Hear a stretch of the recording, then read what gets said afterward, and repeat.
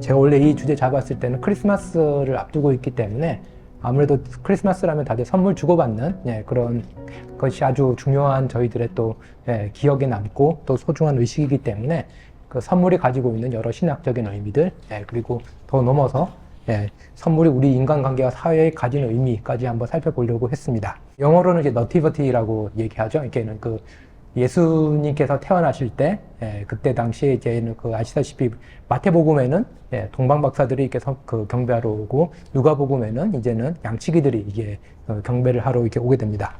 근데 그 영국의 그 작가이죠. 이블린 오어가 헬레나라는 작품을 썼는데 그 작품 속에 보면은 동방박사에게 기도를 하는 장면이 나옵니다. 헬레나는 이제는 그 기독교를 공인했던 그러니까 다른 말로 하면은 몇백 년 후의 얘기인데 그때 당시에 이제 헬레나가 라는 이 왕후가 이제 동방박사들을 기억하면서 이제 했던 기도 중에 상당히 흥미로운 게 나오는데 그걸 전체적으로 말씀드리는 건 아니고요.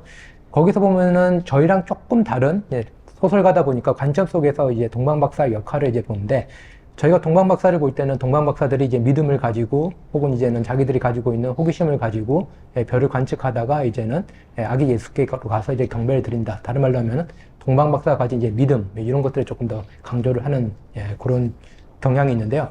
그 이블린 워의 작품 속에서 보면은 거기서 나온 강조점은 동방박사들의 믿음이 아니라 동방박사들의 쓸데없는 선물을 받아주시는 하나님에 초점이 가 있습니다. 다른 말로 하면은 황금 유향 몰약이라는 그 새 선물, 아기한테 쓸모도 없고 피난길에 오르잖아요. 그 이후로는 성경에서 사라지잖아요. 그게 뭐 피난길에 팔아가지고 돈으로 했는지 뭐 아니면 갑으로 남겼는지 전혀 이제는 저희가 알 수가 없는데 이제 중요한 거는 그 아기에게 필요가 전혀 없는 그 선물들을 했다라는 거죠.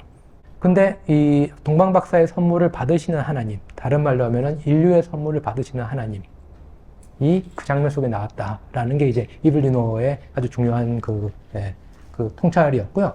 그런 의미에서 동방박사 이런 선물 이 관점에서 볼 때 우리는 하나님은 우리에게 선물을 주시는 분이고 또 동시에 우리는 타자에게 심지어 하나님에게 선물을 드리는 존재 그리고 하나님은 또 우리의 선물을 받으시는 존재 그 관점에서 저희가 이제는 또 이렇게 볼 수가 있습니다.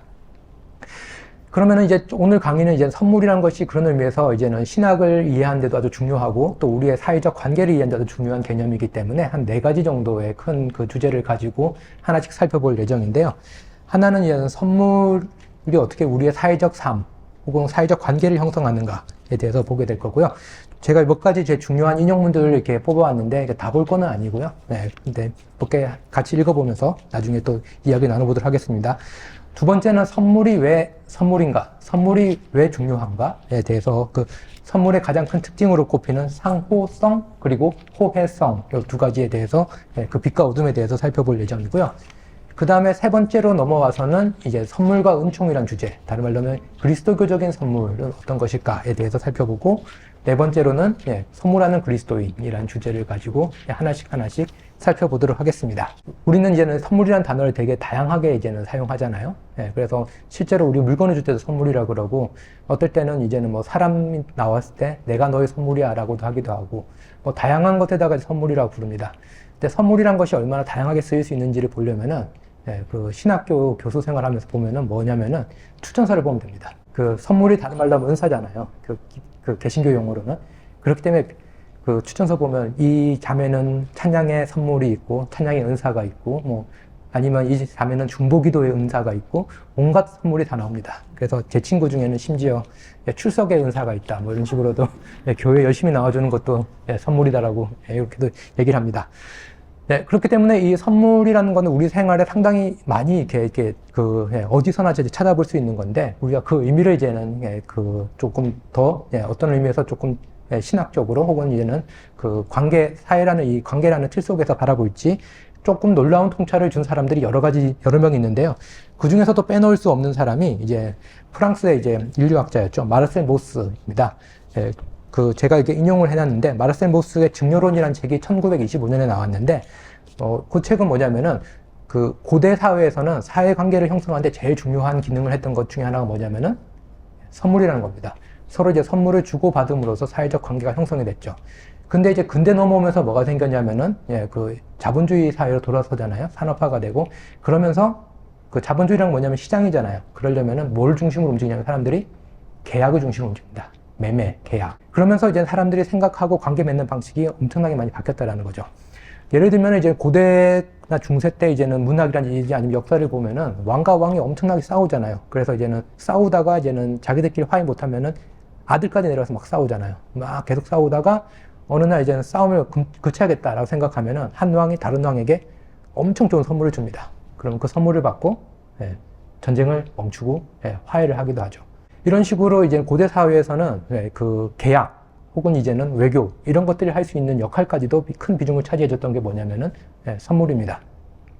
근데 어느 날 예를 들어 가지고 이제 우크라이나 러시아랑 싸우고 있는데 이제 푸틴이 전쟁 그치겠다고 선물 준다면은 그 전쟁이 그치지가 않죠. 엄청나게 치밀한 외교와 어떤 그 조약 이런 것들을 통해서 전쟁이 종결이 되게 되는데 과거에는 그런 일들이 종종 있었습니다. 선물을 줌으로써 원한 관계가 해결되기도 하고 또 관계가 더 돈독해지기도 하고 그렇죠. 우리도 뭐 고려시대 역사를 보면은 이제 거란이 보낸 이제 낙타를 거란과 우리는 상종하지 않겠다라고 해서 어떻게 했냐면은 다리에 묶어다 죽여버리잖아요. 굶겨 죽여버리잖아요. 그건 뭐냐면은 그냥 선물을 안 받겠다라는 거는 난 너랑 같이 화해하기 싫어 라는 어떤 적대감의 표현, 상당한 모욕감을 주는 행위 이런 것들도 될 수가 있습니다. 그래서 마르셀 모스는 그 인류학자답게 이제 고대 그리고 아직까지 산업화가 되지 않은 여러 그 문화들 그 속에 있는 선물에 대한 다양한 그 문헌들 이런 것들을 이제는 조사해가지고 보여줬고요. 그러면서도 마르셀 모스는 이제는 그 산업화 이전에는 선물이라는 게 매우 중요했다라고 말하지만 또 약간의 그 노스텔지아를 가지고도 얘기하는 경향이 있습니다. 우리가 이런 건 좀 윤리적으로나 정치 경제적으로 여전히 유의미하지 않을까라고 1925년에 나온 책에서 얘기하는 거죠. 다른 말로 하면은 20세기 초 식민 지배가 많았고 급격한 또 이제는 시장이 또 커지면서 부가 그 몇몇 강대국으로 몰려가고 그런 상황 속에서 이제 마르셀 모스는 그 옛 지혜가 없어진 것에 대해서 안타까워하는 마음도 그 책에서 보여주고 있습니다. 그렇기 때문에 이제는 모스의 작품 이후로 사람들이 이제는 그 위대한 학자가 나오면은 그 다음에는 위대한 학자의 작업을 상당히 이제는 단순화시키는 작업에 들어가거든요. 이게 뭐냐면은 사람들이 생각한 거는 예전에는 선물이 중요했는데 이제는 근대 사회 넘어오면서 산업화, 자본주의화 뭐 이런 것들이 이제 발달되면서 선물인 예전 사람들이 하던 거 이런 식으로 이제 생각을 하게 되는 거죠. 예를 들어 가지고 그 영국이라든지 이런 데도 식민지에게 많이 지배를 했잖아요. 그래서 원주민 처음 만나면은 원주민 그 추장이나 아니면은 그 족장 이런 사람들이 호의의 표시로 이제 선물을 줍니다. 딱 주면은 받잖아요. 그럼 원주민들은 뭘 기대할까요? 뭔가 돌려주길 바라잖아요. 그럼 영국인들이 뭘 했냐면 갖고 가서 박물관에 갖다 두는 겁니다. 그러니까 이 사람들이 볼 때 도대체 이게 뭐냐? 우리는 줬는데 니네는 안 주냐? 그랬더니 뭐 와가지고 오히려 이제 노동력만 뺏고 있고 뭐 그런 일들이 일어나게 된 거죠. 그렇기 때문에 그 제가 말씀드렸듯이 선물을 가지고 사회적 관계를 맺는 거는 전 근대적인 것. 그리고 근대 넘어오면서는 선물 이후에 각종 계약, 매매, 조약으로 사회적 관계가 지탱된다라는 생각이 있었는데 이제 그게 약간의 그 어떤 그 잘못된 선입견인 거죠. 선물이란 건 여전히 유효하고 그리고 그 선물이란 거는 오히려 이 근대 사회가 추구하는 어떤 조약, 계약, 매매 중심으로 움직이는 것과는 다른 윤리적인 어떤 상상력을 줄 수가 있습니다. 그래서 그 다음에 제가 이제는 그 인용을 한 아주 대표적인 텍스트가 뭐냐면은 나탈리 제먼 데이비스라고 프린스턴 대학교 역사학과에 계신 분인 역사학자인데요. 선물의 역사라고 하면서 16세기 프랑스의 선물 문화라는 아주 중요한 역사책을 썼습니다. 여기서 16세기라고 하면 아시다시피 종교개혁 시대잖아요. 그래서 이 역사책에서는 조금 더 여담같이 말씀드리면은 그 종교개혁과 그 카톨릭 사이에 이제 대립 있잖아요. 이게 선물에 대한 이해 차이에서 왔다. 종교개혁 신학과 카톨릭 신학의 이해 차이도 선물에 대한 이해와 그것을 어떤 식으로 사회적인 시스템화식 할 것인가에 대한 의견 차이에서 왔다고까지 이렇게는 분석해주는 아주 좋은 역사책입니다. 여기서 이제는 그 나탈리 제먼 데이비스는 역사학자답게 아주 좋은 통찰을 제게 주는데요. 사람들이 흔히 생각할 때 선물이란 건 옛날 거고 이젠 조약, 계약 이런 게 중요하다라고 생각하잖아요. 그게 아니라는 겁니다. 한 사회에는 선물을 주금으로써 형성되는 관계도 있고 매매와 계약을 통해 형성되는 관계도 있고 이 두 개가 항상 병행을 한다는 겁니다. 어느 하나가 있기 때문에 다른 하나가 사라지는 게 아니라는 거죠. 그래서 제가 한번 텍스트를 읽어보도록 하겠습니다. 선물 양식은 두 개의 다른 양식과 함께 존재한다. 하나는 매매 양식, 즉 시장을 통한 구입과 판매 양식이며 다른 하나는 절도, 처벌에 따른 압류, 강요받은 지불과 같은 강제 양식이다. 예, 그 뭐냐, 하나는 이제는 법적인 관계를 통해서 매매를 하는 거, 다른 하나는 법 없이 어떤 힘을 가지고 한 포갑적인 관계죠. 사람들이 그게 싫으니까 서로 합의를 하고 법을 만들고 정부를 만들면서 어떤 계약 아래 들어가게 되는 게 근대사회의 모습이죠. 예. 그런데 그 나탈리 제문 데이비스가 하는 말이 선물 양식은 매매 양식이나 그 강제 양식과 때로는 경쟁 관계에 있을 수 있다. 이것들은 한데 모일 수도 있으며 밀접한 사고 작용을 하거나 중첩될 수도 있다라는 겁니다. 그렇게 보면 여기 이 텍스트를 통해서 보면은 인간과 인간이 맺는 관계 혹은 사회적 관계는 크게 세 가지 범주로 나눠질 수 있습니다. 하나는 폭력을 통해서 이루어지는 그 불법적인 관계가 있는 거죠. 두 번째는 뭐냐면은 매매, 계약, 조약을 통한 합법적인 관계가 있습니다. 세 번째는 뭐냐면은 선물을 통해서 주어지는 관계입니다. 이거는 합법과 불법을 넘어선 뭔가 특이한 관계입니다. 그렇지만 이제 또 역사학자들은 특유의 또 이제는 중립성을 지키려는 그런 게 있잖아요. 딱 책 보면 뭘 좋아하는 것 같은데 절대 자기 그거 좋아한다는 말을 안 하잖아요. 그렇기 때문에 이 세 가지 매매 양식, 그리고 강제하는 방식, 선물 양식 세 가지가 같이 있다라고 얘기를 합니다. 그런데 이제 신학자들은 역사학자들의 그런 그 조심스러움을 또 참지 못하잖아요. 일단 뭐 지르고 보잖아요, 저희는. 그래서 이제는 그 미라슬러스 볼프라는 미국의 유명한 신학자가 그 나탈리 제문 데이비스 책을 이렇게 약간 트위스트를 했는데 자기 마음대로 트위스트를 하면 안 되니까 바울 서신을 통해서 이 세 관계를 이제 보려고 합니다. 그게 뭐냐면은 에베소서 4장 28절이 있는데요. 제가 여기도 인용을 해놨죠.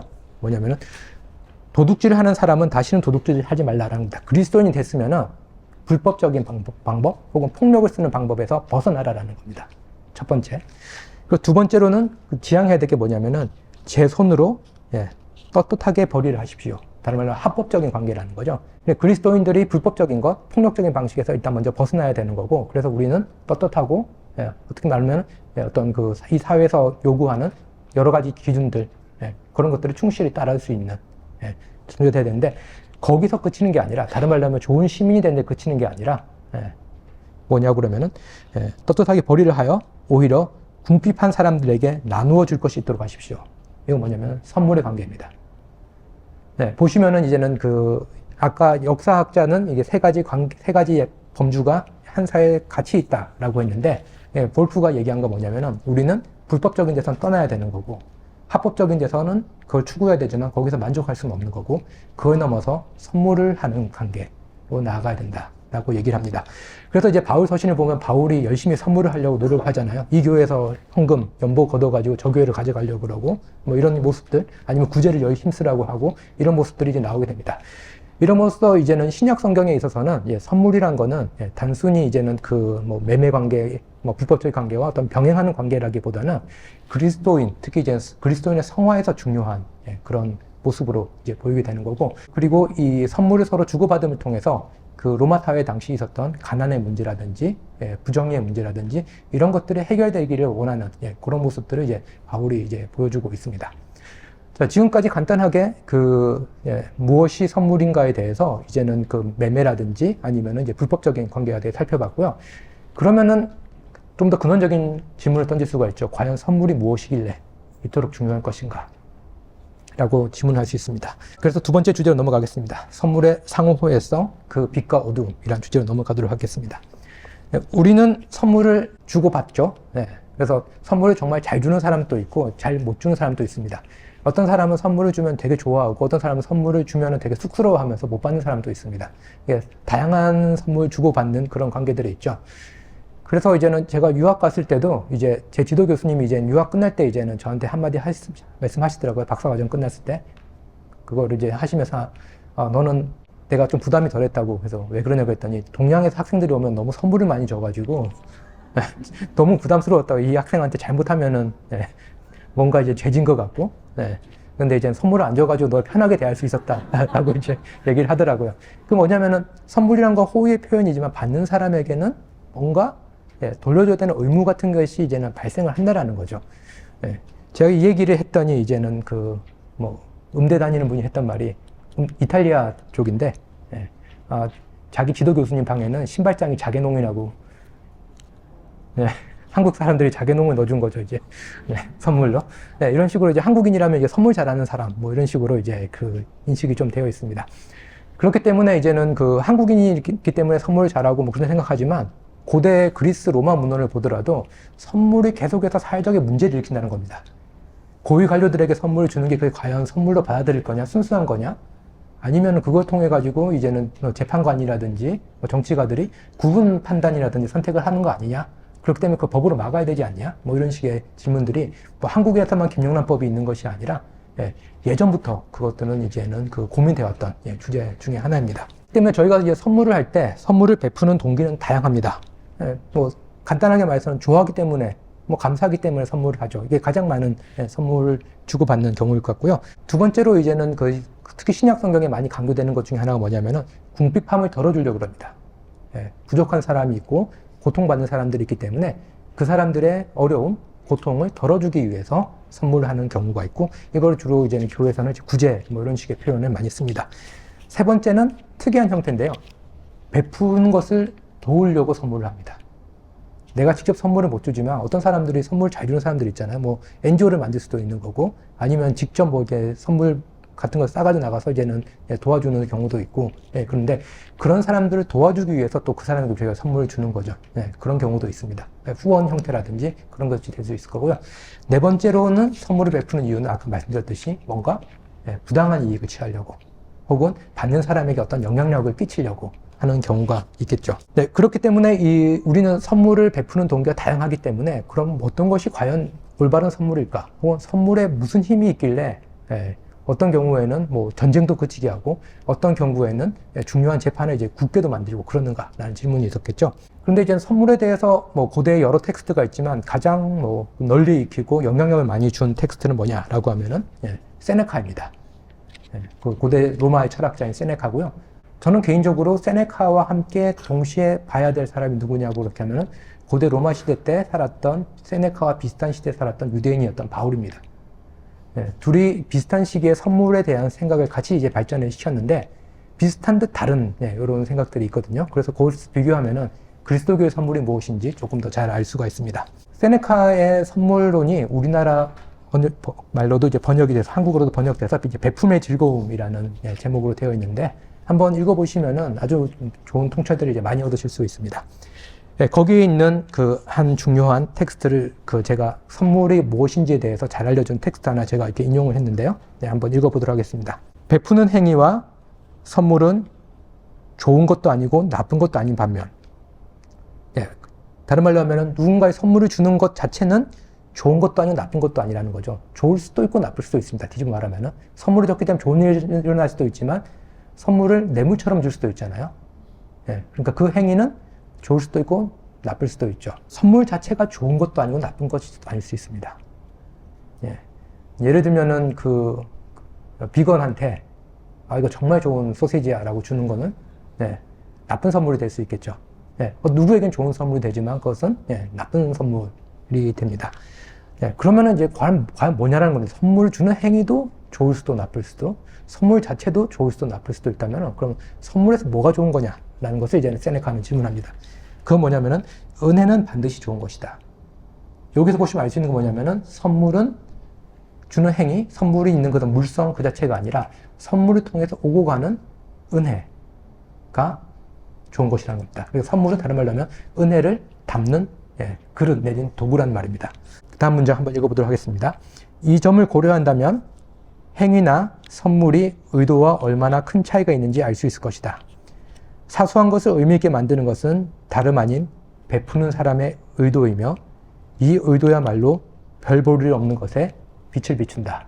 제가 이제는 초등학교 들어가기 전이었던 걸 기억하는데 유치원에서 이제 그 스트로를 가지고 이제는 그 색종이로 이렇게 꽃 모양 이렇게 오려가지고 스트로 이만큼 잘라서 색종이 꽃하고 실로 이렇게 연결해서 목걸이 만드는 걸 이제 유치원에서 배워가지고 저희 어머니도 이제 직장 생활 하시는데 그 어머니 출근하시는데 제가 그거를 이제 목에다가 해드렸거든요.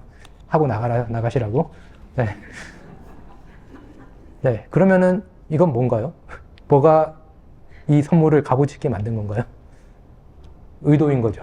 선물 자체가 아니라 선물 자체가 가지고 있는 어떤 금전적인 가치라든지 그런 것이 아니라 이 선물이 가지고 있는 의도입니다.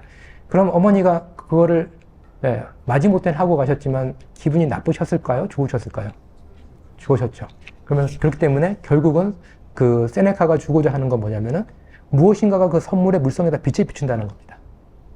그게 뭐냐면 은혜가 오고 갈 때 그것이 만들어내는 기쁨이 선물에 빛을 비춘다는 겁니다. 그렇기 때문에 이 금전적인 것도 아니고 주는 사람이 어떻게 주느냐 그 행위 자체가 아니라 그 뒤에 있는 의도 그리고 그것이 만들어내는 기쁨이 그 선물을 이제 선물되게 한다고 이야기를 합니다. 예를 들어 가지고 저희가 그 물건을 사고 팔 수도 있잖아요. 똑같은 물건을 사고 팔 수도 있잖아요. 근데 똑같은 물건을 선물을 할 때 차이는 뭐가 있을까요? 여기에 대해서 이제 질문을 하게 되면서 이제는 나중에 이제는 그 선물이 가지는 사회학적 의미를 이제 풀어간 사람이 게오르그 짐멜이라는 독일 사회학자인데요. 간단히 말하면은 똑같은 물건 또 제가 돈을 주고 사잖아요. 그러면은 관계가 깔끔하잖아요. 네. 왜냐면은 이 사람이 뭐 이제는 그 물건을 사와서 떼와서 진열해서 파는 노동비에 대해서 내가 대가를 했기 때문에 제가 거기에 맞는 정가로 돈을 주고 물건을 사면은 둘 사이의 관계는 법적으로 깔끔하게 종료가 됩니다. 일회성인 겁니다. 그 관계는. 물론 이제 단골이 되면은 계속 일회성 관계 계속 이렇게 반복이 되는 거지만요. 근데 선물은 주고 나면 뭐가 남을까요? 마음에 감사와 기쁨이 남습니다. 그래서 이제는 이 모스 같은 경우는 아까 말씀드렸듯이 이전에는 선물이 있었지만 그 이후 관계 와서는 이제 계약이란 것이 이 현대사의 중요한 무언가가 됐다. 현대사의 중요한 인간관계를 맺는 사회를 구성하는 중요한 요소가 되었다라고 말했잖아요. 그럼에도 불구하고 모스 같은 경우는 선물이 가지는 유의미한 그 역할 그런 게 여전히 있지 않을까라고 질문했는데 거기에 대해서 질문했던 사람이 이제 게오르그 짐멜입니다. 그래서 제가 이것도 이제는 그 인용을 해봤는데요. 짐멜의 유명한 그 여러 작품들이 있는데 그 중에 하나인 감사 사회학적인 접근이라는 그 책에서 제가 가져와 봤습니다. 감사는 비옥한 감정의 토양이다. 이 토양에서 자라나는 것은 단지 개인들 사이의 특정한 행위만이 아니다. 그 밖에도 감사라는 비옥한 감정의 토양은 우리의 행위를 수정시켜주거나 강화시켜주는 기능을 한다. 여기 보면 이제는 감사가 하는 중요한 역할이 어떤 감정을 우리 마음속에 일으킨 다음에 그것이 우리의 행위를 수정시켜주거나 강화시켜주는 역할을 하는 거죠. 다시 말해서 감사는 인간의 행위를 과거의 행위와 연결시켜주고 행위의 인격적 요소를 풍부하게 해주며 지속적인 상호작용을 가능하게 해준다 라고 얘기합니다. 여기 보시면은 대충 아시겠죠? 이 매매 관계와 다른 이 감사가 주는 것. 저희가 아무리 계약을 잘 맺고 뭐 이제는 현대 사회이기 때문에 요즘에도 보시면은 뭐 이제 국회에서 뭘 하고 그렇게 하면은 해석 힘들면 새로 법 만듭시다 라고 하면서 모든 것을 법으로 이제 해석을 하려고 하는 거죠. 그렇지만 이제 인간관계 모든 것이 다 계약과 법으로 다 해석이 될 수는 없습니다. 어느 분야에는 계속해서 인간과 인간의 관계를 이제 맺어주는 중요한 구실이 있는 거고, 그렇기 때문에 그 현대 사회에서는 아무리 중요한 그 인간과 인간의 매개 수준이 화폐이지만 짐멜 같은 경우는 화폐와 감사 이 두 가지가 중요한 기능을 한다라고 보여줍니다. 근데 화폐의 가진 특징은 뭐냐면은 아시다시피 저희가 여기서 지금 사용하고 있는 것들 중에 저희가 아는 사람이 만들어준 게 거의 없잖아요. 어떤 거는 뭐 미국에서 왔을 수도 있고 어떤 건 중국에서 왔을 수도 있죠. 이 화폐를 매개로 한 어떤 시장을 통한 관계라는 것은 관계를 엄청나게 확대시켜주는 역할을 합니다. 그 관계를 이제 합리화시켜주는 역할도 하게 되는 거죠. 그런데 문제는 뭐냐면은 인격적인 관계가 맺어지지 않습니다. 그렇기 때문에 이제는 이 현대 사회가 계속 매매 시장을 가지고 이제는 우리의 관계들을 계속 다 해석하려고 그러고 있지만 그와 동시에 또 이 사회는 계속해서 그것들로 설명이 안 되는 부분들이 이제 남아있게 되는 거고 그것들 관계를 해석하는 아주 중요한 범주가 게오르그 짐멜 같은 경우는 감사라고 이야기를 합니다. 단순히 그것이 설명 안 되는 부분 설명하는 것이 아니라 다른 사회적 기능을 한다는 거죠. 아까 말씀드렸듯이 계약과 매매는 이례적인 반면에 감사라는 것은 지속적이고 상호적이고 인격적인 무엇이 됩니다. 뭐 적절한 예가 아닐지도 모르겠는데 그 한 사례를 말씀드리면은 이제 실제 북유럽에 있었던 사례이고요. 부모님들 이제 북유럽도 이제 물가 세고 그러기 때문에 이제는 거의 맞벌이를 많이 하잖아요. 그래서 이제 부모가 이제 맞벌이 하고 있으면은 차일드 케어 서비스 있잖아요. 애들 이렇게 아동 돌봄 서비스를 하는데 이제 사실 이제는 뭐 일 끝난다고 바로 땡 해가지고 이제 애들 데리고 올 수 있는 그런 게 아니니까 부모들이 어쩔 수 없이 늦잖아요. 늦으면 어떻게 되나요? 되게 이제는 그 유치원이라든지 유아원에서는 뭘 해야 될까요? 무작정 기다릴 수 없으니까 이거 어떻게든지 부모님도 제때 오게 만들어야 된다라고 했죠. 그래서 이제는 여러 그 의견이 나와서 했던 게 뭐냐면은 그러면 우리가 벌금을 매기자였거든요. 뭐 예를 들어 30분 늦으면 얼마, 1시간 늦으면 얼마. 예, 그걸 했어요. 그러면 어떻게 될까요? 부모님들이 더 늦게 옵니다. 네. 왜냐면은, 예, 돈을 내면은, 예, 그냥 늦게 가도 되니까요. 예, 미안할 필요가 없는 거죠. 예. 근데 이제는 오히려 이제는 돈이 없을 때는 이제는 조금이라도 늦게 가면 미안한 감정도 있는 거고, 예, 그리고 아이를 도와준 것에 대한 이제 감사한 감정도 있는 거고, 그리고 이제는 실제로 이제는 유치원비를 넘어서 이제 선물도 오고 갈 수 있는, 예, 그런 게 있었는데, 오히려 이제는 그것을 막으려고 이것을 다 계약 관계, 돈, 화폐 가치로 환산시켜가지고 그것에 페널티를 먹였더니, 오히려 이제는, 예, 이전에 있었던 관계들이 이제 다 깨졌다라는, 예, 그런 또 연구 결과도 있습니다.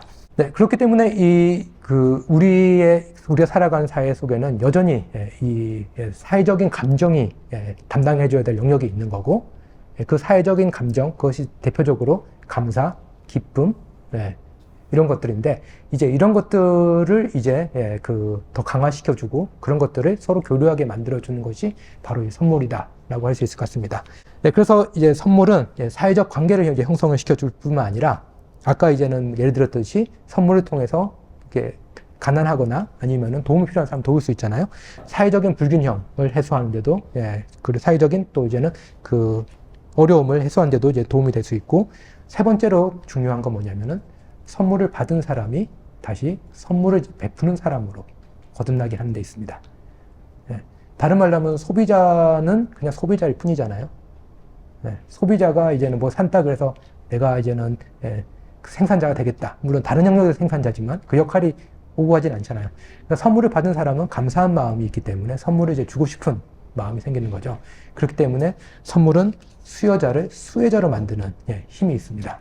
이것이 이제는 선물이 가지고 있는 엄청난 힘이고, 이것을 상호성과 호혜성이라고 해서 상호호혜성이라고 부르기도 하는데, 그런데 문제는 이 상호호혜성이 선물을 엄청나게 힘있고 중요한 것으로 만들지만 또 동시에 선물을 매우, 예, 곤란한 것으로, 심지어는 타락한 것으로 이제 만들 수도 있습니다. 대표적으로 이제 선물을 줄 때, 예, 우리가 선물을 잘못 주는 몇 가지 경우가 있는데요. 대표적인 예가 뭐냐면은 우리가 교만하게 선물을 이제 베푸는 거죠.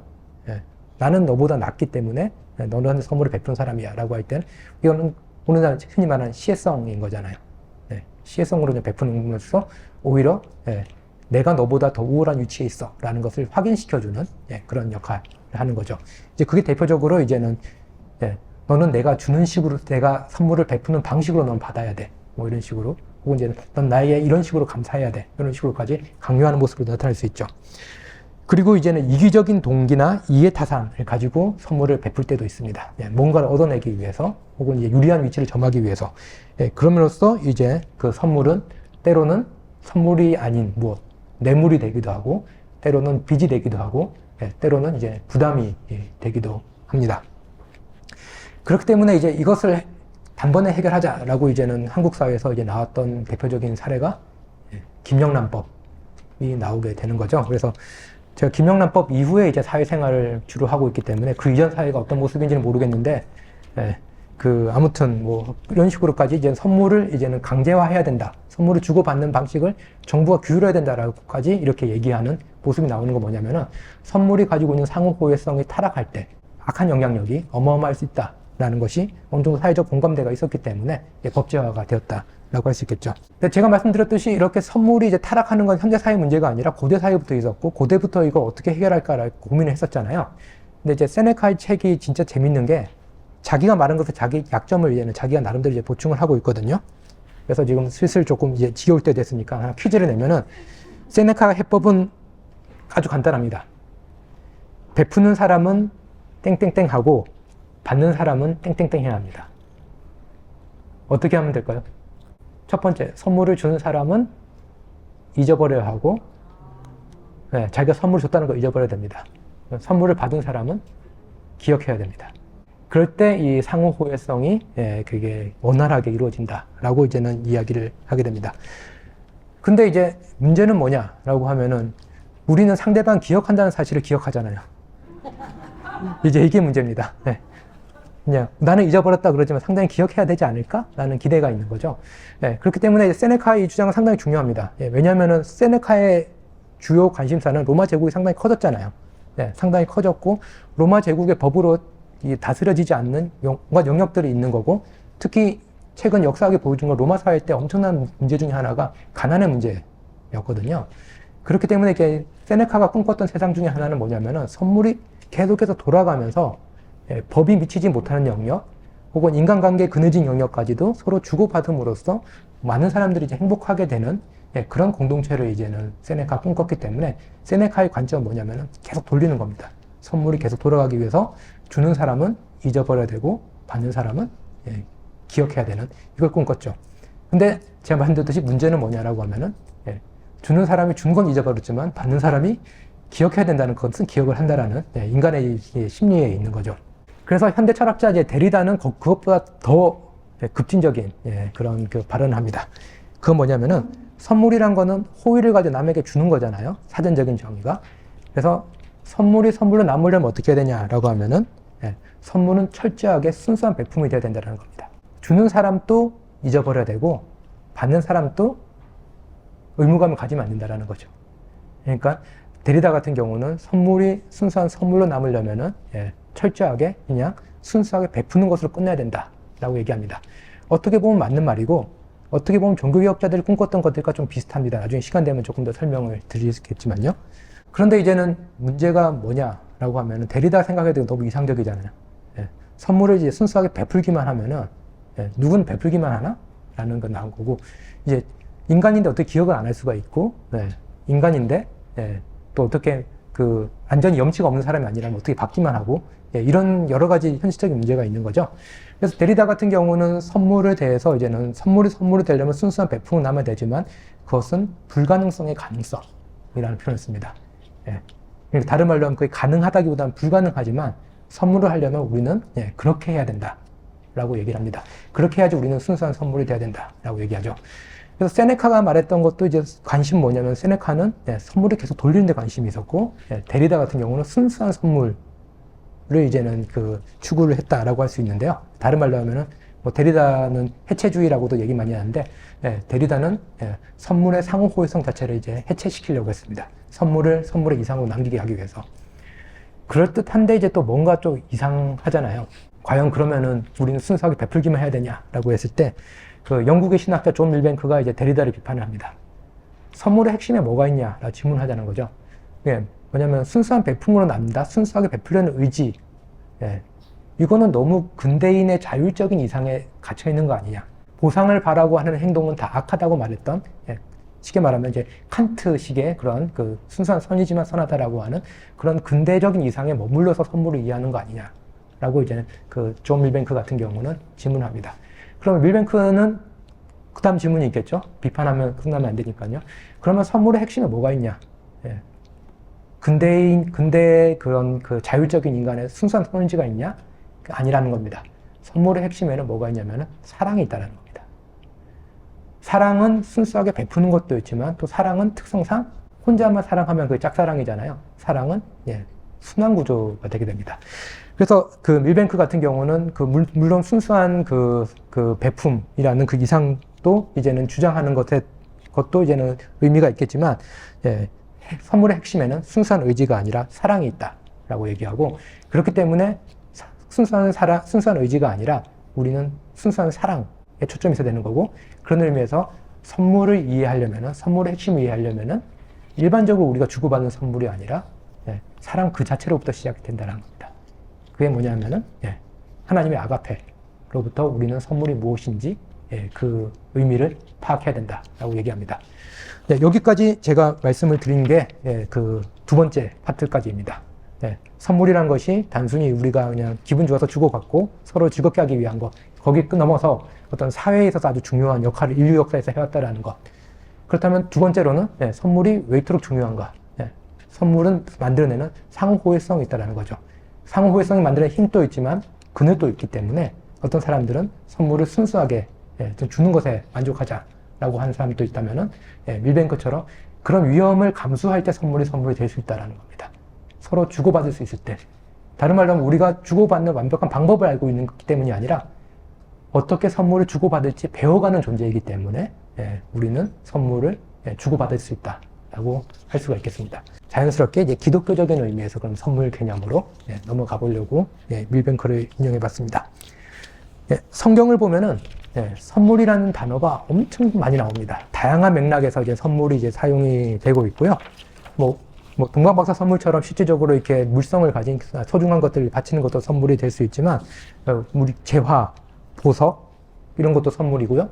그리고 수확물 있잖아요. 농사 지은 것도 이제 선물이라고 되고, 아기가 낳았을 때 선물이라고도 하고, 직분도 선물이라고 그러고, 그리고 풍성한 삶을 살았을 때 피어오르는 기쁨, 이것도 선물이라고 부르고, 그리고 구원도 기쁨, 구원도 선물이라고 부릅니다. 그래서 성경은 이렇게 아주 다양한 맥락에서 이제 선물을 이제는 이야기를 하고 있는데요. 제가 말씀드렸듯이 그 고대에서 세네카와 함께 아주 중요하게 선물 담론을 발전시킨 사람은 사도 바울이 됩니다. 바울도 역시 이제는 그 다양한 맥락에서 이제는 하나님의 은혜를 설명을 할 때 카리스라는 헬라어 단어를 사용합니다. 그 단어의 뜻은 은혜도 되지만 선물도 됩니다. 그래서 한국어 성경 이제는 대표적으로 쓰는 거 개역 개정도 있고 표준 세번역도 있고 공동 번역도 있잖아요. 그러면은 보면은 어떤 구절에선 선물로 되어 있는데 어떤 구절에서는 그냥 주는 것으로 되어 있고 이런 식으로 되어 있는데, 그런 것들이 대부분 이제 카리스라는 요 헬라어 단어를 이제는 번역한 경우가 많습니다. 그래서 그 바울이 이제는 다양한 맥락에서 이제는 그 은혜를 설명하면서 이제는 카리스, 선물이라는 이 단어를 쓰는데요. 바울이 쓰는 이 선물의 가장 아주 특이한 용포가 뭐냐면은 예수 그리스도 자신이 선물이라는 겁니다. 이게 상당히 흥미로운 지점이고요. 그래서 예수 그리스도의 생애, 죽음, 부활을 다 선물이라고 부릅니다. 그래서 한 사례로 제가 이제 인용을 했는데, 두 번째 페이지 인용 첫 번째를 보시면 나오는데요. 로마서 8장 32절. 표준 세번역으로 제가 인용을 했습니다. 왜냐면은 이 개역개정이나 공동 번역에서는 선물이라고 번역이 안 되어 있기 때문에요. 한번 보시겠습니다. 당신의 아들을 아끼지 않으시고 우리 모두를 위하여 내주신 분이, 내주신 이것도 선물 용어잖아요. 어찌 그 아들과 함께 모든 것을 우리에게 선물로 거저주지 않으시겠습니까? 여기 보시면은 하나님의 제일 좋은 선물이 그의 아들과, 그리고 하나님은 또 다른 모든 것을 주시는 분. 다른 말로 하면은 모든 그 하나님의 선물이 우리가 생각하는 것보다 더 무궁무진하다라는 거죠. 그리고 세 번째로 보는 중요한 말이 거저 주신다.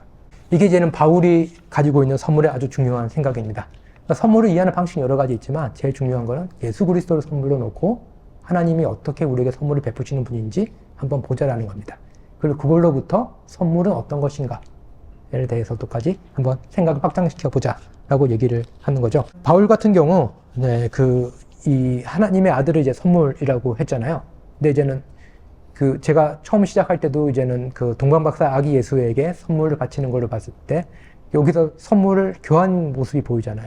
하나님 자신을 아기의 모습으로 선물을 인류에게 주시고, 그리고 인간은 하나님에게 선물을 주시고, 동방박사들은 이 선물 제대로 이해하고 받은 건 아니죠. 그럼에도 불구하고 선물을 하나님께서 주셨고, 또 동시에 아기 예수에게 필요 없는 선물을 주셨지만 하나님은 그 선물을 기꺼이 받으시고, 이런 하나님과 인간 사이에 어떤 교류의 관계가 보이는데, 전통적으로 동방박사는 몇 명이냐라고 하면은 예전에 교육전도사 할 때 학생들한테 퀴즈 내가지고 모든 사람을 다 틀리게 만들었던, 동방박사 몇 명일까요? 했을 때 학생들 3명이라고 그랬는데, 성경에는 3명이라고 나와 있지 않습니다. 그냥 선물이 3개이기 때문에 3개라고 추정을 했고, 그리고 오리게네스 이후로 이제는 전통적으로 3개라고 얘기하는데요. 근데 인간의 상상력은, 특히 이제 문화적 상상력은 무궁무진하게 발전되기 때문에 그 이후로 이제는 종교 예술에서, 기독교 회화 예술에서 3명을 표현할 때 3명을, 한 명은 청년, 한 명은 중년, 한 명은 노년으로 표현합니다. 뭘 의미할까요? 인간 전체, 그러니까 생애 주기 전체를 했잖아요. 피부색을 보면은 피부색도 3가지를 할 수 있겠죠. 황인, 백인, 흑인. 요즘에는 4개로도 나누기도 하지만요. 그건 또 뭐랄까요? 온 인류를 상징합니다. 온 인류와 그 전 세대가 하나님 앞에 경배를 드리고 나간 게 이제 동방박사를 통해서 이제 상징이 되는 거죠.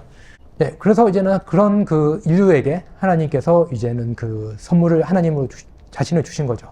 어마어마한 거잖아요. 인간이 이해할 수 있는 것 혹은 인간이 감당할 수 있는 것 이상의 선물이잖아요. 그러니까 뭐였냐면은 이 선물 싫어. 그걸 못 박아 죽여버렸잖아요.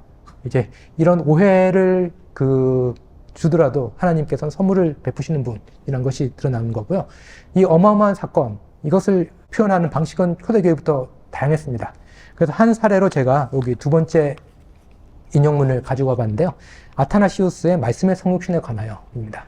이거는 이제는 하나님이 아들을 이제 선물을 주신 것을 왕이 자기의 원래 있던 곳에서 떠나가지고 다른 하나의 새로운 지역을 다 자기 영토로 이제는 방문한 것에 이제 비유를 하고 있습니다.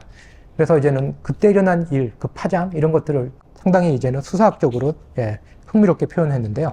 한번 제가 읽어보도록 하겠습니다. 위대한 왕이 커다란 도성에 들어와 그중 한 집을 거처로 삼을 때 광경이 어떠한 건지 알 것이다. 왕이 그 한 집에 거하는 덕분에 도성 전체가 영광을 얻으며 원수와 강도들은 이제 그 성을 괴롭히지 못한다. 만왕의 왕 되신 분의 경우가 바로 그러하다. 그분이 우리 영역으로 오셔서 하나의 몸으로 많은 사람 중에 거하시며 그 결과 인간을 대적하는 원수의 객에는 좌절되었고 전에 인간에게 권세를 휘둘렀던 죽음의 부패는 이제 더는 그럴 수가 없게 되었다. 네, 그냥 왕이 단순히 어떤 좋은 보화를 보내는 게 아니라 왕이 직접 자기가 선물처럼 왔을 때 일어나는 일을 이런 식으로 상당히 웅장하게 고대 사회의 어떤 맥락에 맞게 이제 묘사를 하고 있죠. 네, 그런 의미에서 예수 그리스도라는 하나님의 선물은 그 선물에 대해서 새롭게 이해를 하게 하는데요. 그래서 바클레이라는 신약 성경학자가 바울이 가지고 있는 성경 이해를 여러 가지 개념을 가지고 쭉 설명을 했는데 그 중에서 제가 볼 때 제일 중요한 것 두 가지는 뭐냐라고 하면은 비상응성과 순환성입니다. 비상응성이란 건 뭐냐면은 선물을 상응하게 주는 거죠. 그 사람의 가치에 맞게 준다라는 게 상응성입니다. 근데 하나님의 선물이 비상응적이라는 건 뭐냐면은 받을 사람의 가치와 무관하게 준다라는 게 비상응성입니다. 그래서 돼지목에 진주 먹거리라는 이 유사한 속담은 인류 문명 거의 다 있거든요. 그래서 선물을 줄 때 세네카가 아까도 말씀드렸듯이 선물을 어떻게 하면 잘 줄 수 있을까에 대해서 이제 고민을 많이 했는데 선물을 잘못 주는 방식 크게 세 가지를 얘기를 합니다. 첫 번째는 뭐냐면 교만한 마음으로 주는 겁니다. 네, 교만한 마음으로 준다는 건 뭐냐면 아까 말씀드렸듯이 다른 사람에게 시혜를 한다는 의미에서 자기 자신을 만족시키거나 높이기 위해서 선물을 줄 때 이제 교만하게 베푸는 게 되겠죠. 두 번째는 뭐냐면은 해로운 것을 베푸는 겁니다. 아무리 좋은 게 있더라도 알코올 중독자에게는 위스키를 선물하면 안 되는 게 이제는 해로운 것을 이제 베푸는 게 되겠죠. 그리고 세 번째로 이제는 세네카가 볼 때 선물을 잘못 주는 방식은 뭐냐면은 비상응적으로 주는 것. 사회적인 신분, 그 사람의 조건 이런 것을 따지지 않고 주는 것이 이제는 선물을 잘못 주는 거다라고 얘기합니다. 근데 이제는 바울 같은 경우는 이제는 다메섹 도상에서 예수 그리스도를 이제 만나게 되죠. 그러면서 이제 이전에 가지고 있었던 자기의 어떤 가치관, 세계 이해, 심지어 하나님에 대한 이해가 흔들리게 되는 거죠. 그래서 바울이 경험한 예수 그리스도, 하나님의 선물은 뭐냐면은 자신의 혈통, 지위, 자격, 업무 이런 것과 전혀 무관하게 주어졌습니다. 그런 의미에서 이제 바울이 심지어 발견한 거 뭐냐면은 하나님께서는 죄인에게도 조건 없이 하나님의 아들을 선물로 주시는 분이라는 겁니다. 이게 이제는 바울이 생각한 하나님의 선물의 가장 중요한 핵심이고 이것이 이론화된 게 소위 말하는 구원론이 됩니다. 기독교에서. 하나님은 자격이나 조건 따지지 않고 심지어 죄인임에도 불구하고 선물을 값없이 주신다라는 겁니다. 이것이 이제는 다른 말로 하면은 개신교에서는 칭의론이라는 좀 더 구체화된 구원의 언어로 이제 발전이 되게 되죠. 그게 첫 번째고요. 그리고 이제는 이제 바울이 데리다와 다르다라는 게 여기서 보이는 게 뭐냐면은 바울이 생각한 선물은 뭐냐면은 순환성입니다. 순환을 한다라는 겁니다. 주고 끝나는 게 아니라 선물을 받으면은 그 선물은 돌아와야 되는데 중요한 거는 선물이 그냥 주고 오고 갔다가는 선물이 타락한다고 아까 말씀드렸잖아요. 그러면 하나님의 선물의 특징은 뭐냐? 오고 가야 되는데 하나님의 선물의 특징은 받는 사람을 변화시키는 능력이 있다는 겁니다. 이제 그게 이제는 바울이 가지고 있는 선물의 중요한 이해이고요. 그런 의미에서 그리스도를 통해서 보여진 하나님의 선물의 특징은 단순히 순환적인 게 아니라 변혁적이라는 의미라서 순환적입니다. 인간이 가지고 있는 가장 중요한 특징, 모든 것을 자기 중심적으로 해석하는 특징, 아니면은 자기 자신을 향해서 모든 것이 굽어있는, 자신의 의지든 생각이 굽어있는 그런 인간을 변화시킴으로써 조금 더 하나님이 선물을 베푸시는 것과 비슷한 존재로 우리를 이제 만들어 갈 수 있는, 그것이 바로 다른 선물이 아니라 예수 그리스도라는 선물이다라는 게 이제 바울의 생각입니다. 하나님의 선물을 다른 말로 하면 예수 그리스도를 선물로 받았을 때 자아는 새롭게 빚어지고 그리고 공동체가 새롭게 창조가 된다라는 게 이제 바울 서신에 나와 있는 중요한 주제입니다. 여러 편지를 보냈지만 다른 그 상황에 처해 있는 교회의 편지가 보냈지만 계속 흐르는 주제는 하나님의 선물 예수 그리스도 받는 사람은 새로운 존재가 되고 그리고 너희는 새로운 공동체로 거듭난다 라고 이제 이야기를 하는 거죠. 그래서 이 선물을 받으면은 선물에 대해서 이제는 돌려주는데 하나님께는 그것이 이제는 감사로 가는 거고, 그래서 바울 서신을 보면 계속 성령과 감사의 언어가 나오면서 똑같이 강조되는 게 뭐냐면은 타인에게는 선물을 수여하는, 타인에게 선물을 주는 존재로 궁핍한 자를 돕고 그리고 성령의 은사를 받아서 그 은사를 가지고 서로 도우며 그리고 심지어 이 공동체가 부족하면은 저 공동체에서 모금을 해서 전달하고 이런 형태의 그런 그 선물을 나누는 형태들을 이제 보여주게 됩니다. 이것을 이제는 잘 보여준 사람이 그런 종교개혁 당시에 바울이 가지고 있는 이 선물 개념을 물론 이제 성서학자들은 불만족스럽겠지만 조직신학자들은 이제 또 저희는 단순화를 좋아하거든요. 그래서 이제 종교개혁 시대 때 이 생각을 첨예화시켜가지고 자기의 사상을 전개했고 교회를 개혁하려고 했던 사람이 이제 마틴 루터가 됩니다. 그래서 마틴 루터의 이 선물 개념을 잘 보여주는 텍스트 하나를 또 제가 인용을 해봤는데요. 루터의 종교개혁 3대 논문 중에 하나로도 손꼽히는 그리스도인의 자유에 나오는 텍스트입니다. 따라서 모든 사람이 이웃을 자신처럼 받아들이도록 하나님의 좋은 것들이 각자로부터 흘러나와 모두에게 공통된 것이 되어야 함을 보라. 그리스도는 우리가 마치 자신인 것처럼 우리를 자기 생명으로 받아들이셨다. 그리스도로부터 좋은 것들이 우리에게로 흘러온다. 좋은 것들은 우리로부터 도움이 필요한 사람들에게로 흘러가야 한다. 보이죠? 하나님의 선물이 우리에게 흘러오는데 이 흘러온다라는 은유적인 표현을 루터가 초기에는 상당히 좋아했습니다. 왜냐하면 하나님의 사랑이라는 거는 넘쳐서 우리에게 부어지는 그 모습을 표현해주기 위해서 어떤 계약 관계처럼 이렇게 우리가 주고받고 하는 것보다는 그냥 하나님의 사랑이 너무 무궁무진하기 때문에 이것이 막 흘러넘치는 그런 모습으로 이제 묘사를 많이 했죠. 그러니까 하나님의 선물이 우리에게 흘러넘치고 그것이 그리스도를 통해서 주어지는 거죠. 그러면 이제 우리가 흘러넘치는 선물의 종착점이 아니라 우리로부터 다시 이제 흘러나와야 된다라고 얘기를 합니다. 그런 의미에서 이제는 바울이 받던 이 선물은 아까 말씀드렸듯이 비상적, 조건 없이 주어진다라는 것. 그리고 루터가 그것을 이제는 자기 언어로 표현한 건 뭐냐면 순환적인데 그것은 단순히 하나님이 우리에게 주셨기 때문에 우리에게 가는 게 아니라 제3자를 향해서 흘러가게 된다는 겁니다. 성경의 언어로 표현하면 이게 하나님 사랑이고 이것이 이웃 사랑이라는 형태로 흘러감의 용어를 통해 가지고 이 루터가 연결을 하고 있다라고 할 수 있겠습니다. 그래서 지금까지 보여드린 거는 뭐냐면은 그리스도교의 선물 개념 이제 바울이 그것을 아주 잘 보여줬고 그거는 선물을 그냥 단순히 물건이 아니라 하나님 자신 예수 그리스도라는 하나님이 자기 자신을 주신 사건으로 이제는 선물을 이해하게 되는 거고 이것은 선물을 철저하게 비상응적으로 조건 없이 주는 것으로 그렇지만 조건 없는 것으로 끝나는 것이 아니라 그것을 순환적으로 그렇지만 그 순환이라는 것이 어떤 폐쇄적인 관계를 만드는 것이 아니라 더 넓은 지평으로 더 넓은 인간관계 속으로 퍼져나가게 하는 그런 형태로 이제 바울이 이해한 것을 루터가 표현했다라고 할 수 있을 것 같습니다. 지금까지 논의를 이제는 정리하면서 말씀드리면은 그리스도인은 누구냐라고 하면은 선물을 받는 자이자 선물을 베푸는 자라고 이렇게 또 요약을 할 수 있을 것 같습니다. 제가 말씀드렸듯이 선물이 가지는 아주 중요한 특징은 계약 관계와 다르게 선물을 받는 사람을 선물을 주는 사람으로 바꾼다는 거잖아요. 근데 무조건 내가 선물 받았기 때문에 선물을 줘야 되는 거 아닙니다. 뭐 경제적으로 가난한 사람이 바로 누군가에게 또 베풀 수 있으면 좋지만 꼭 그럴 수 있는 것만은 아니죠. 그렇기 때문에 중요한 건 뭐냐면은 어떻게 동화라든지 이런 거 보면 선물 받고 나면 바로 선물 돌려주는 게 보다는 조금 시간이 지난 뒤에 돌려줄 그런 동화들 되게 많이 있거든요. 신화들이나. 뭐냐면은 선물을 돌려주는 사람이 되지만 그걸 이 시점, 이 장소라고 우리가 못 박을 수가 없습니다.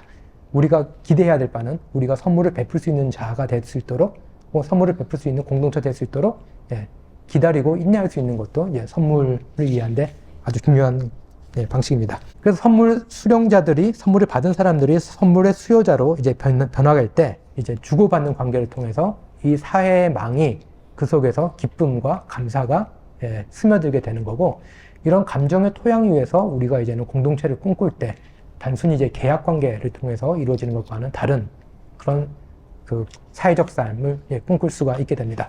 거기서는 그리스도인만이 특별한 존재이고 그리스도교인이 아닌 사람이 특별한 존재가 아닌 것은 아닙니다.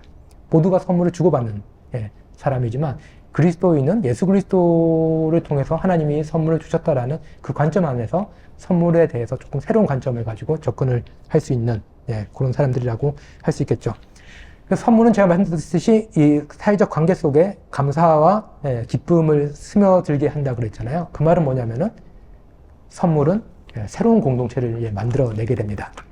그리고 공동체는 또 동시에 선물 교환을 촉진시키게 됩니다. 그래서 선물 교환은 공동체를 만들고 공동체는 선물 교환을 촉진시키는 그런 순환적인 관계가 되게 되는 거죠. 교회 역시 이런 관계 속에 있습니다. 교회도 선물을 통해서 우리가 교회로 예수 그리스도라는 선물을 받음으로써 이제 교회가 이제 형성이 되어 있죠. 그러면서 이 사회 속에서 특별한 형태의 선물을 받은 공동체이지만, 또 동시에 선물을 받아서 우리는 공동체를 이룸으로써 선물을 서로 더 주고받을 수 있는 그런 존재로서 변화되고 성장할 수가 있게 되죠. 제가 초반부에 말씀드렸듯이 선물 자체에 마법적인 힘이 있어서 그런 것은 아닙니다. 선물 자체가 아니라 그 선물을 통해서 오고 가는 은혜, 그리고 기쁨이 선물의 이런 힘을 이제 만들어내는 거고 공동체를 이제 만들어낼 수가 있죠.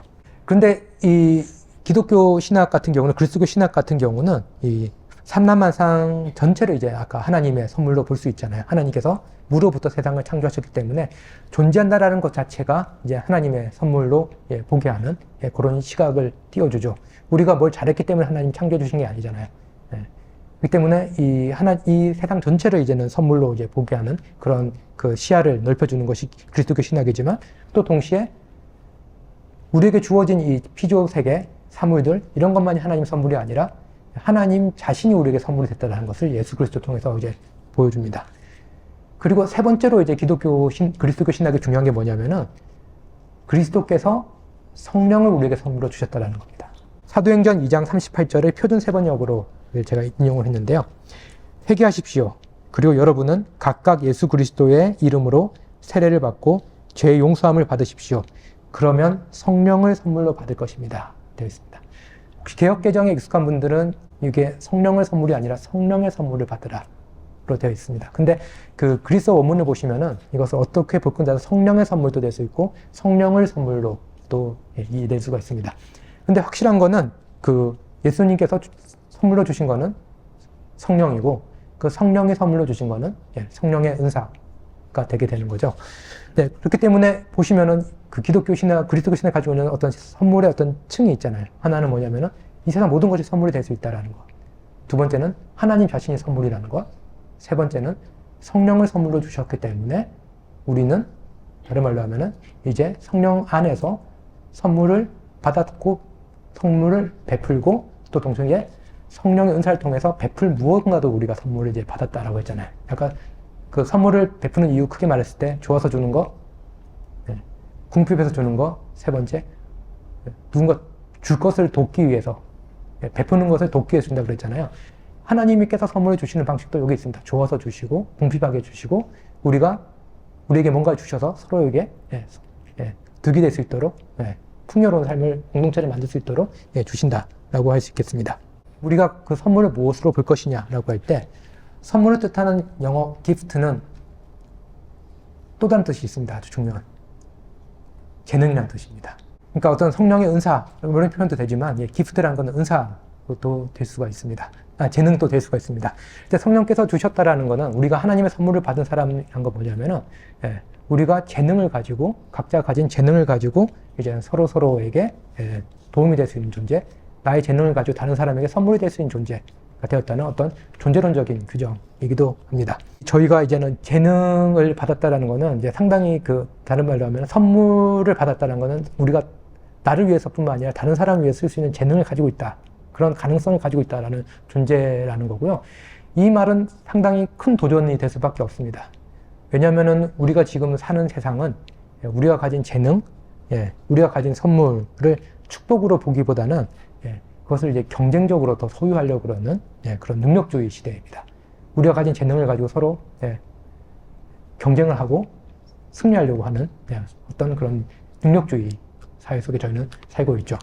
또 동시에 누군가 자기가 무엇을 가지고 있으면 그것을 기뻐하고 감사하는 것보다는 그것을 가지고 무언가를 팔아서 다른 무언가를 소비하도록 만들게 하는 어떤 자본주의 논리가 너무나도 강한 그런 사회 속에 살고 있죠. 그렇기 때문에 우리가 하나님의 선물로서 어떤 재능을 가지고 산다는 것이 어떤 의미인지 상당히 큰 도전을 받고 있는 것이 사실이기도 하고, 또 동시에 그것은 우리가 또 이 사회 속에서 그리스도를 살아가는데 어떤 생각과 어떤 마음가짐을 가지고 살아가는지에 대해서도 생각을 해보게 하는 중요한 문제입니다. 그렇기 때문에 이 선물이라는 주제에 대해서 사실 상당히 좀 더 길게 이제 이야기를 해야 될 주제인데 시간이 다 돼가지고 짤막하게 이제 마무리를 해야 될 때가 온 것 같습니다. 그리스도교가 가지고 있는 이 선물 개념은 우리가 가지고 있는 어떤 물리적인 것, 우리의 소유가 아니라 우리가 존재한다는 것 자체, 그리고 그것이 무엇이었던 간에 성령 안에서 우리가 받은 그 재능이라는 것 자체가 누군가에게 선물이 될 수 있다라는 그런 새로운 시선을 돌리게 해줍니다. 그리고 이 선물을 주고받을 때 중요한 것은 뭐냐면은 선물 자체가 아니라 우리의 마음이거든요. 선물을 통해서 우리가 감사를 표하고 느낄 수 있느냐, 그리고 그 통해서 기쁨을 우리가 누릴 수 있느냐, 이게 중요한 거죠. 그렇기 때문에 이 마음의 그런 변화, 이런 것들이 이 선물을 줄 때도 필요한 전제 조건이지만 또 선물을 주고받음으로써 우리가 또 갈고 닦아야 될 이 마음의 토양이라고 할 수 있을 것 같습니다. 그렇기 때문에 인류를 새롭게 정의하는 방식 중에 하나는 뭐냐면은 그 하나님께서 주신 재능을 주고받는 거대한 우주적 공동체라고도 인류를 새롭게 정의할 수 있습니다. 그게 왜 그러냐라고 하면 아까 동방박사 말씀드렸잖아요. 동방박사가 하나님 그 예수께 선물을 드릴 때 세 가지이기 때문에 세 명으로 주로 이제 전통적으로 묘사됐고, 그게 온 인류와 온 세대를 상징한다는 의미에서 다른 방식으로 묘사된다 그랬잖아요. 또 다른 전통이 있습니다. 동방박사 세 명의 각각의 역할. 동방박사가 먼 그 동방에서부터 낙타를 타고 오잖아요. 낙타를 타고 왔겠죠. 네. 근데 아무튼 근데 오는데 중요한 건 뭐냐면은 별을 볼 수 있는 사람이 필요하고, 또 다른 한 명은 뭐냐면은 별만 보면 안 되잖아요. 지리를 알아야 되잖아요. 한 명은 지리에 능통한 박사였고, 한 명은 천문학의 박사였고, 세 번째는 뭐냐면은 헤롯궁에 가가지고 왕이 어디냐라고 했더니 니네가 찾아봐 뭐 그랬더니 막 그 고대 문서를 찾잖아요. 세 번째는 고대 문헌에 능통한 박사였다는 겁니다. 이 인류가 아기 예수, 하나님의 선물을 찾아가기 위해서는 각기 다른 새 재능을 가진 사람들이 함께 그 재능을 나눔으로써 아기 예수께 갈 수 있었고 선물을 줄 수가 있었습니다. 그런 의미에서 인류의 선물을 받으시는 하나님, 그 앞에는 서로의 재능을 나눔으로써 각자 가진 부족한 점, 각자 가진 또 잘하는 점, 이런 것들을 서로 공유함으로써 하나님께 나오는 인류가 있었다라는 것. 이것이 또 이제는 이 크리스마스를 앞두고 선물이란 개념이 우리에게 또 비춰주는 또 하나의 빛이 아닌가라고 생각이 듭니다. 네, 그래서 오늘 강의 마무리하면서 그 아담 자카이프스키라는 그 폴란드 시인이 쓴 시 중에 일부를 제가 읽어드리고 오늘 강의를 마치도록 하겠습니다. 제목은 타인의 아름다움에서만이라는 시이고요. 전체 아니고 제가 일부만 읽어드리도록 하겠습니다. 타인의 아름다움에서만 위안이 있다. 타인의 음악에서만, 타인의 시에서만, 타인에게만 구원이 있다. 고독이 아편처럼 달콤하다 해도 타인들은 지옥이 아니다. 서늘한 대화가 충실히 기다리고 있는 건 타인의 시에서뿐이다. 감사합니다.